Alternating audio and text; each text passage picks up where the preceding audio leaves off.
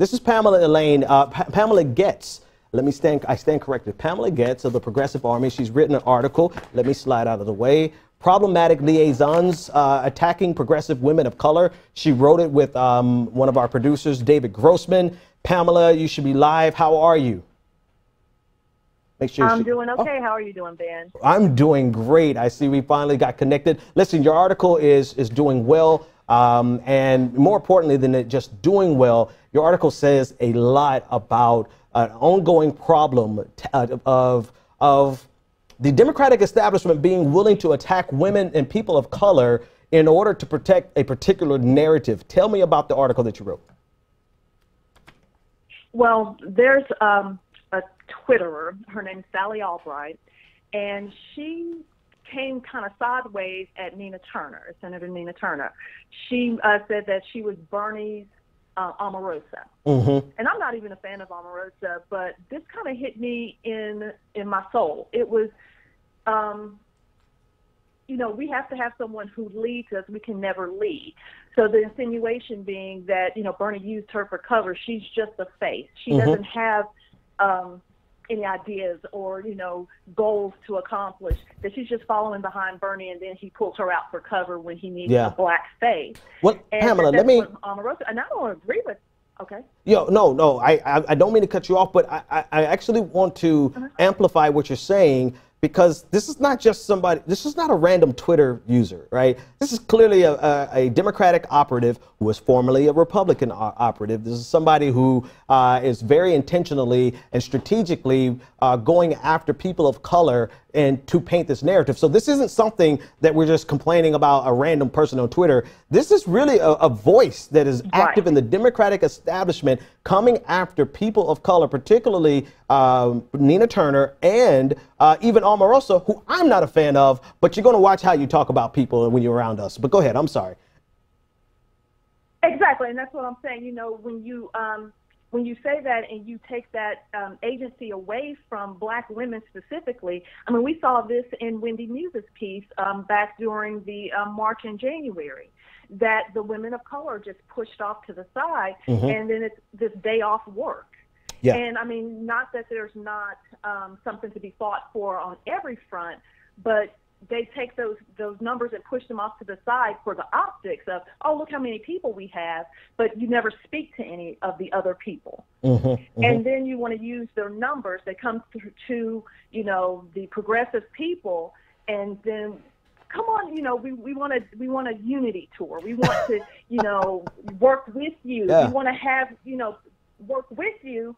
But you're crazy, and you were stupid for following Bernie. He misled you, and you don't have common enough sense. And I'm like, well, are you trying to convince me to come in here, or are you slamming me that I don't have, you know, good sense, and I need you to take my hand and lead me across the street? Right, exactly. And you know, and Nina is just so passionate about everything, and she spoke, you know, everywhere, and she's so eloquent, and then to say she's just a cover for Bernie, and then to try to turn it around and say, well, you know, I like Nina. I liked Omarosa's wedding dress, but no. There are no buts. Yeah, so this speaks to... There is no buts. You can't... Yeah, so this speaks to an ongoing reality. Right. It actually ties into the conversation I just got through having with Jonathan Cohn. The fact that in order to preserve the Democratic status quo, there's no strategy that they're not willing to ignore. Like they'll ignore all of the data, and there's no people of color that they will not steamroll over or completely ignore. And really in the primaries, it was more of ignoring people of color. That was really their tactic, or whitewashing us. I remember the hashtag that Leslie Lee came up with, Bernie made me white. So they completely whitewashed us. They either ignored us or completely whitewashed us. But now we're on this side of it, and it's like they're doubling down on the stupid and doing everything that helped them to lose. They're doing it again, all for the purposes of preserving power. Tell me a little bit more about your reason. Like, why do you think this is happening? That's my take. But why do you think they're continuing to double down on this failed strategy? lack of motivation because they don't want to have to work any harder. They want our numbers, but they don't want to hear our voices. They want to take, I mean, because our numbers are growing. They need those numbers. Yeah. They need us at the polls. They want those Bernie crowds to show up for the Democratic, you know. But not really ask for anything. You know, right. But they don't want us to say, you know, well, we need you to work for this. We need you to vote against this. And we just see them making these votes against everything progressive stands for. That's why, because they know we don't support that. So they try to belittle us and our ideology. Well, you just want too much. You need to wait. Meanwhile, we're the ones who are the placeholders for suffering. You know, it's going to take time to get all of that. You just have to be patient. And like James Baldwin says, you know, how much longer do I have to wait? You've used up my mother's time, my grandmother's time, my time. My children are going to have to wait. Wow. They want us to wait and hold the place for all of the negatives of them not coming up with workable policies and sticking to their guns when they do have one. I got to double back on something you said. They're using us as for placeholders for suffering, right? It's like wait on your. I don't have a better phrase right now. Forgive the religious terminology, but wait on your deliverance. Like, I mean, this is, and here's the thing that bothers me the most, Pam, is that they get away with this by erasing the fact that what we're waiting on are policies to help the working class, but they get away with it by making the entire working class white and racist. Therefore, it's okay for us to not worry about economic anxiety, because in the face of economic anxiety, we would actually have to help black people. But there are no black poor people. Everybody black is like the Cosby family or whoever, the family from Blackish. You know, they're all doing fine. Oprah. Yeah. Right. Yeah. Well, go ahead. That's Good. I'm interesting sorry. that you said that, because in her thread where all this came up, she was copying and pasting pieces from an article by Marcus Johnson. And he was like, you know, well, the progressives are trying to put this off that the Democrats had lost the white working class. And then he was like, but we don't need to worry about the white working class. Good but job. Then she comes back and says, well, we need to find out what the white working class needs. And I'm going, so you're championing not worrying about them, but you want to know what they need. Yeah. And meanwhile, the black working class is still like, hey, we still back here. Yeah. We you know, Absolutely. we've been holding this place. We take the brunt of it because of hiring practices. You know, they don't want to hire Letitia because she has a black sounding name. Yeah. And this just keeps going over. Race and the economics, like Michael Graham said in his article, are tied together. You can't separate those two. We have a comment. No, absolutely. They're inseparable. You can't separate the two. Let's take a look. I want to read this comment from YouTube. Sophie and me on YouTube said, going after Nina Turner was a huge mistake. And I have to co-sign that, right? We're not elevating Nina Turner to a level that she's untouchable, but you're not going to touch her with bullshit, right? You're not going to come after her with some bullshit. Go ahead. Don't come for Nina. Just don't, because she's there with us. Yeah. She's lived it. Yeah.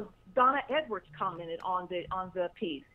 You know, she's lived it. As long as she was in good favor, they were fine. She was wonderful. She was talented, and she was a rising star. Donna Edwards from Maryland, right? Position changed. Now suddenly she's not. I'm sorry? I was saying Donna Edwards running for Senate in Maryland, correct? Correct. Yeah, okay. Yeah, and now that she has different positions on these, then, oh, well, no, she's not talented enough. She doesn't have enough experience and skill to do it. And this is what we see a lot of times, you know, from grade school up, when kids of color make those programs, write those articles, and then people want to question, well, who wrote that for you? Did your parents help you with that? Yeah, well, actually, and if I could underscore that, a little bit, it's a very it's a master stroke of political, not just propaganda, but political strategy, right? They have a better strategy at suppressing voices of color from the left than they do fighting against republicanism, right? They're masters at this. Look at what they do. They will select those who have no problem with the economic status quo and elevate those black voices to the top and let them come out and say, look, we're intersectional. We represent black. What's our auntie name? Everybody calls her auntie name now. She's the one that's going out. Maxine Waters, like Auntie Maxine. Like, and I got nothing bad to say about Auntie Maxine. Go ahead and get Trump. But look at how they support her. And she says nothing about the economics of the working class. That's not her job right now. I get that. But look at how they support her versus how they go after Nina Turner. Like, they legitimately tried to destroy Nina Turner. They went after her and undermined her at the Democratic National Convention, all because she had the nerve to endorse somebody other than Queen Hillary. Exactly. And Joan Walsh was in that, too. She came Joan Walsh Nina from The Nation. And tagged Nina on Twitter. She said, I don't think my friend Nina would risk her career like that. That's a threat.